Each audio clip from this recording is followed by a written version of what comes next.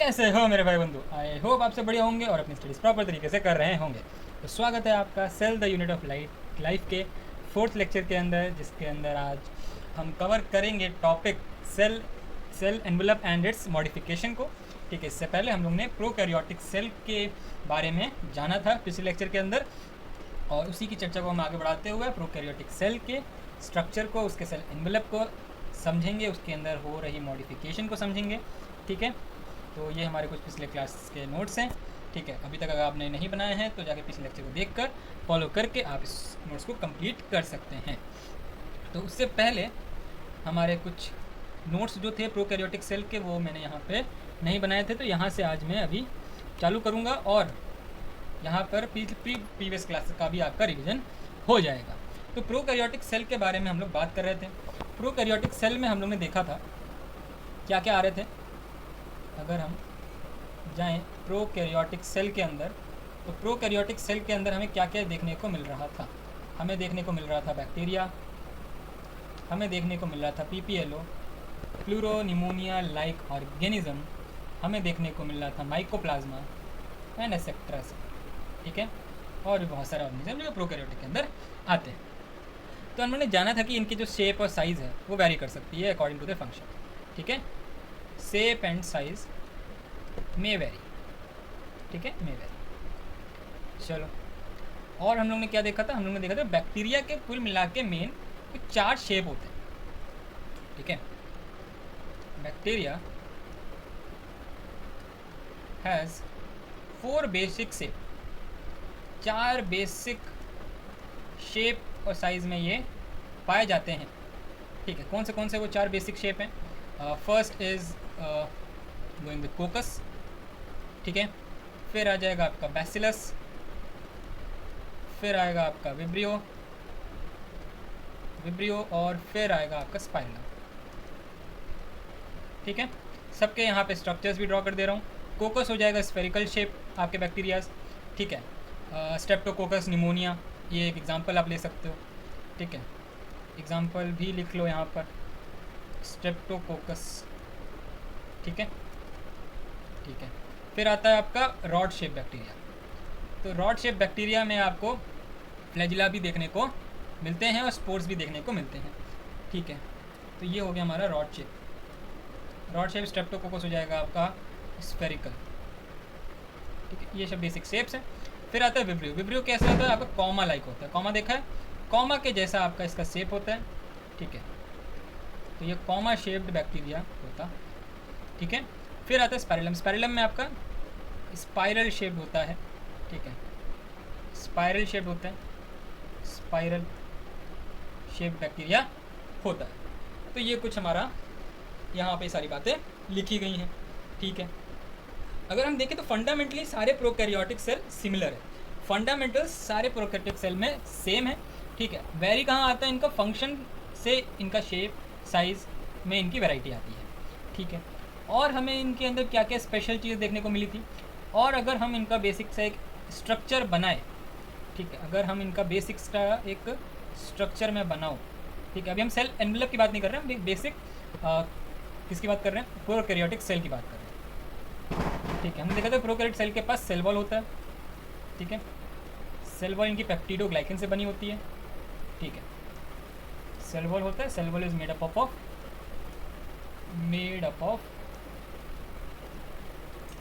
Peptidoglycan.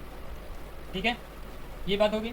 और हमने देखने को मिला था इनके पास इनका जो क्रोमेटिन मटेरियल है वो ऐसे नेकेड पूरा यहाँ पे घूम रहा है, जिसको यहाँ पे इन्होंने क्या बोला, न्यूक्लियोइड होता है। ठीक है, जो इनका जेनेटिक मटेरियल जिसके अंदर होता है, क्रोमेटिन होता है। फिर इनके पास पाया जाता है राइबोसोम।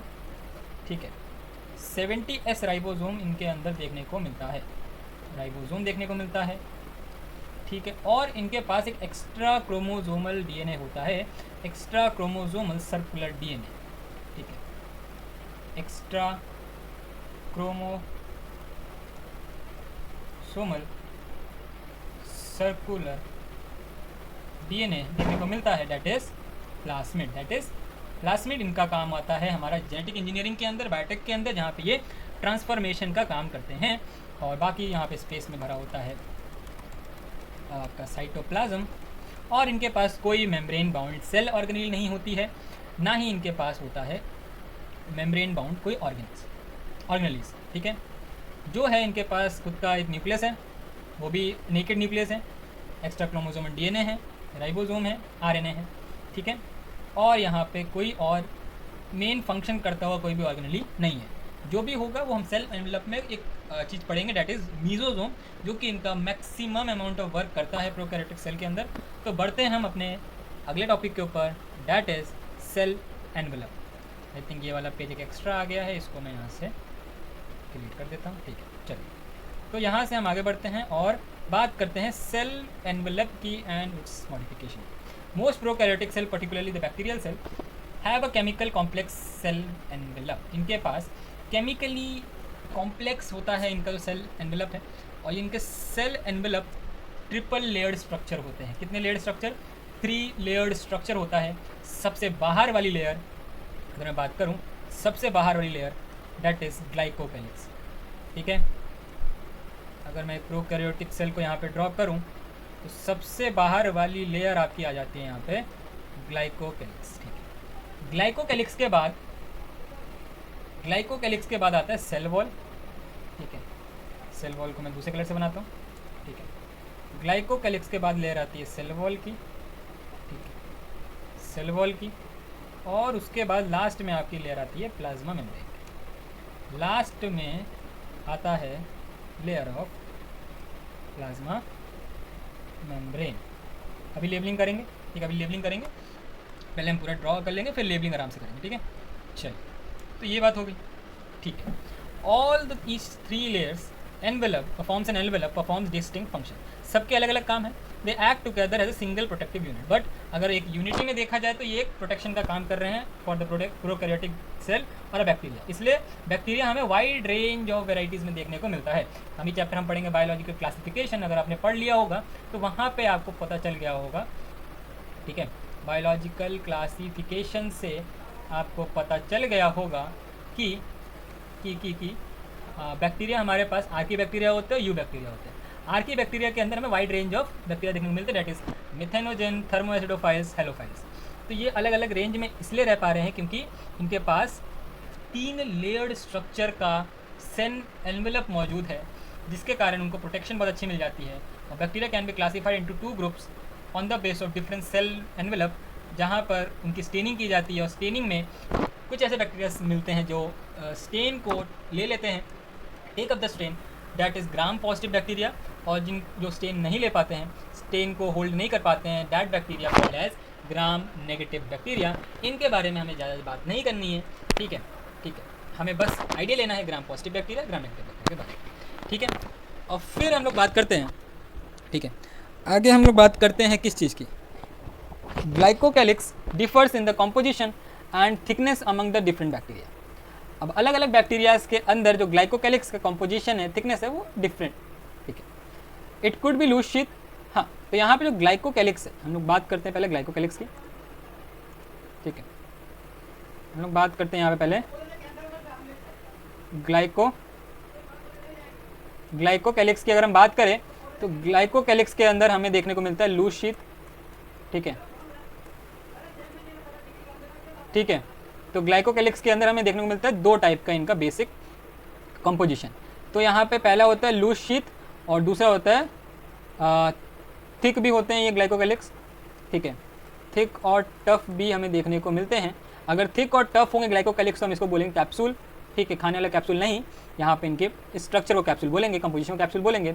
लूज शीट होगा तो हमें क्या देखने को मिलेगा? Slime layer. ठीक है, अब फिर ग्लाइकोकैलिक्स के बाद हमारा सेकंड लेयर आता है, that is cell wall. Cell wall determine करता है आपका shape of the cell, shape कैसा होगा सेल का।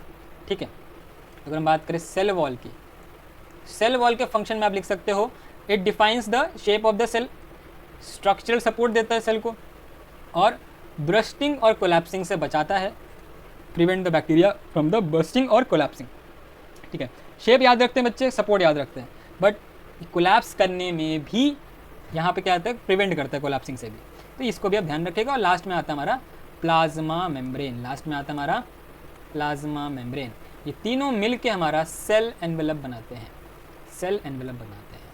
ये तो बाहर की बातें हो गई। अब अंदर की कुछ बातें करते हैं। तो प्लाज्मा मेम्ब्रेन यहाँ पे सेलेक्टिवली परमिएबल मेम्ब्रेन होती है जो नेचर में इंटरैक्ट करती है, आउटसाइड द वर्ल्ड से इंटरैक्ट करती है। बाकी दोनों लेयर आपके परमिएबल नहीं है, सारी चीज़ों को अलाउ कर देंगे, बट प्लाज्मा मेम्ब्रेन ऐसी एक मेम्ब्रेन है जो कि सेलेक्टिवली चीज़ों को अंदर भेजती है। ठीक है, सेलेक्टिवली है, कुछ चीज़ों को परमिएबल मतलब परमिएबिलिटी मतलब आदान प्रदान कर सके सेल के अंदर, सेल के बाहर। ठीक है, तो यहाँ पर यूकैरियोटिक के जैसा ही प्लाज्मा मेम्ब्रेन का स्ट्रक्चर है, कोई यहाँ पे कोई चेंजेस नहीं है। अब यहाँ से नई चीज़ें चालू होती हैं, डेट इज़ मेम्ब्रेन के ऊपर हमें, मेम्ब्रेन के अंदर हमें कुछ एक्सटेंशंस देखने को मिलते हैं, कुछ एक्सटेंशंस देखने को मिलते हैं, that is mesosome, that is mesosome. ये आपके प्लाज्मा मेम्ब्रेन के अंदर फॉर्म होते हैं इनटू द सेल, अंदर की तरफ, और ये एक्सटेंशन आपके वेसिकल के फॉर्म में हो सकता है, ट्यूब्यूल्स के फॉर्म में हो सकता है, लेमिना के फॉर्म में हो सकता है। तीनों बताता हूँ क्या क्या किस टाइप के हमें दिखने को मिलता है। पहला, अगर मैं वेसिकल ड्रॉ करूँ तो वेसिकल कुछ इस तरीके दिखेगा। ठीक है, अगर मैं ट्यूब्यूल्स ड्रॉ करूँ, ट्यूब्यूल्स कुछ इस तरीके दिखेंगी। ठीक है, ट्यूब के फॉर्म में। और लेमिना अगर मैं बात करूँ तो कुछ ऐसी दिखेंगी।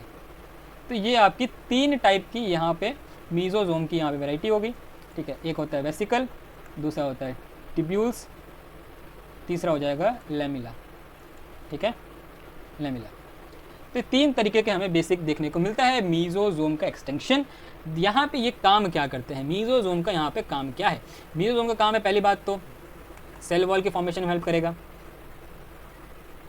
Help in cell wall formation, cell wall की फॉर्मेशन में हेल्प करेगा, डीएनए रेप्लिकेशन में हेल्प करेगा। ठीक है, डीएनए रेप्लिकेशन में हेल्प करेगा, रेस्पिरेशन में हेल्प करेगा, रेस्पिरेशन में हेल्प करेगा, और फिर आपका यहाँ पर ये सरफेस एरिया बढ़ाएगा, जिसके कारण यहाँ पे एंजाइमेटिक एक्शन भी यहाँ पे बढ़ जाएगा, और सिक्रीशन प्रोसेस में भी हेल्प करेगा। तो ऑर्गेनली ना होने के बावजूद भी एक अकेला यहाँ पे एक्सटेंशन इनका बहुत सारा काम कर देता है प्रोकैरियोटिक सेल का। देख सकते हैं यहाँ पे क्या लिखा है, formation of cell wall, DNA replication, distribution of daughter cell, they also help in respiration, secretion process, increase the surface area for the plasma membrane and enzymatic content को बढ़ाने के लिए। ठीक है, यहाँ पे सरफेस एरिया भी बढ़ा के दे देगा। इन सम prokaryotic cell like cyanobacteria there are other membranous extension in the cytoplasm called chromatophores which contain pigment। अब कुछ ऐसे प्रोकैरियोटिक बैक्टीरियाज लाइक साइनोबैक्टीरिया जिनके पास मेम्ब्रेनस एक्सटेंशन होते हैं, जिसको हम लोग क्रोमेटोफोर्स बोलते हैं, जिसके कारण ये फोटोसिंथेसिस कर पाते हैं क्योंकि इनके पास मौजूद होता है पिगमेंट। ठीक है, पिगमेंट मौजूद होता है और उस एक्सटेंशन को हम क्या बोलेंगे, क्रोमेटोफोर्स बोलेंगे। जैसे कि हमारे में क्लोरोप्लास्ट होता है, ठीक है, वैसे इनके पास क्रोमेटोफोर्स होता है जिनके पास पिगमेंट होता है, जिनके कारण ये फोटोसिंथेसिस कर सकते हैं। अब बात करते हैं बैक्टीरिया के मूवेबिलिटी के ऊपर कि बैक्टीरिया मूव कैसे करती है। तो bacteria can be motile, can non be motile.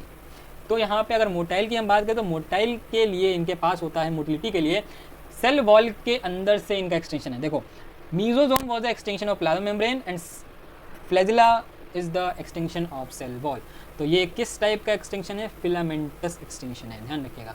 तो इसके अंदर मौजूद होता है फ्लैजिलिन प्रोटीन, फ्लैजिलिन प्रोटीन मौजूद होता है जिसके कारण ये मोटाइल बनता है, फिलामेंटस होता है, और सेल वॉल का एक्सटेंशन होता है, ध्यान रखिएगा। और यहाँ पर इनका अरेंजमेंट कुछ 3 पार्ट को मिलकर होता है। First is filament, hook, basal body. Basal body सबसे लास्ट में रहती है। ठीक है, ये मान लीजिए सेल वॉल है, सेल वॉल में यहाँ पे बेसल बॉडी लगा है, बेसल बॉडी के बाद आता है हुक। ठीक है, बेसल बॉडी बाद हुक आता है, फिर आता है filament. Glycocalyx, cell wall, basal body, ठीक है, बेसल बॉडी, फिर आएगा हुक, और फिर आता है फिलामेंट। फिलामेंट सबसे लॉन्गेस्ट पार्ट होता है फ्लैजिला में। ठीक है, filament is the longest part. ठीक है, और यहाँ पर क्या बोलेंगे, extend from cell surface to the outside, cell के सरफेस से बाहर की तरफ आता है। अगर हम बात करें कुछ और एक्सटेंशन की, जैसे पिलाई एंड फिमरी, ये भी सरफेस स्ट्रक्चर्स हैं बट मोटिलिटी में इनका कोई रोल नहीं है। ठीक है, पिलाई यहाँ पे इलोंगेटेड ट्यूबुलर स्ट्रक्चर है जो कि एक स्पेशल टाइप के प्रोटीन से बना, डेट इज पाइलिन प्रोटीन। नाम याद रखना इजी, ऐसा नहीं है। फ्लैजिला फ्लैजिलिन प्रोटीन से बना है, पिलाई पाइब्रिन प्रोटीन से बना, सॉरी पिलाइन पाइलिन प्रोटीन से बना है, और फिमरी यहाँ पे small bristle like sprouting outside. ये आपका काम करती है बेसिकली अटैचमेंट में। फिमरी का काम है अटैचमेंट में, attachment to the bacteria from the rock और the host of the host tissue से यहाँ पर उनको अटैचमेंट के लिए हेल्प करेगा। तो this is all about cell envelope of the prokaryotic cell. I hope आपको ये सेल एनवेलप के बारे में जितनी बातें लिखी गई एनसीईआरटी में वो समझ आई होंगी। तो मिलते हैं आपको नेक्स्ट लेक्चर में। नेक्स्ट लेक्चर में हम लोग राइबोसोम और इंक्लूजन बॉडी को खत्म करके आगे चर्चा बढ़ाएंगे यूकैरियोटिक सेल के बारे में, जहाँ से मेनली भर भर के क्वेश्चंस बनते हैं। ठीक है, तो उसको हम लोग नेक्स्ट लेक्चर में चालू करेंगे। तब तक के लिए बाय बाय।